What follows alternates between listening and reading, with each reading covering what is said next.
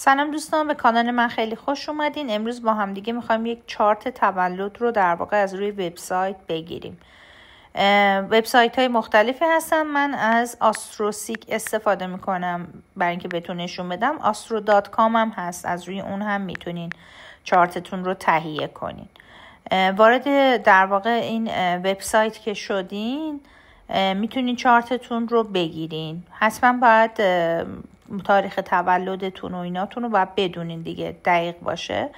وارد وبسایت که شدیم میریم توی قسمت هوروسکوپ رو که بزنین در واقع وارد اون صفحه میشین که مشخصاتتون رو باید وارد کنین. ساعت تولدتون باید دقیق باشه و حتما داشته باشین وگرنه درست در نمیاد. من 5 سپتامبر 1986 انتخاب کردم. اینجا وارد میکنم. در قسمت بعدی ساعت رو وارد میکنم. ساعت 2:30 صبح هستش ساعتمون.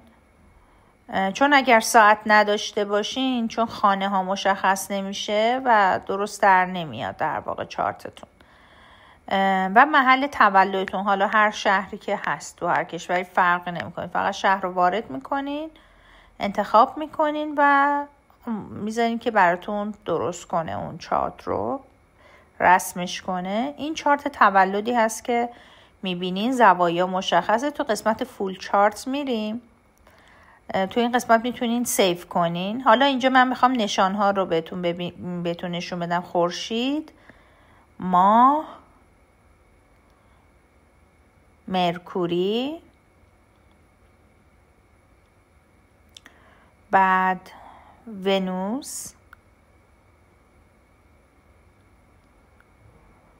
سیاره بعدی پلوتو،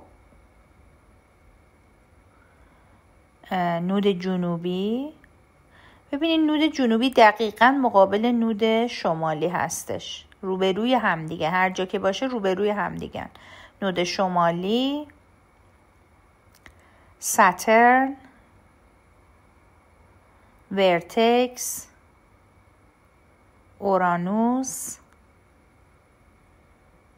نپتون،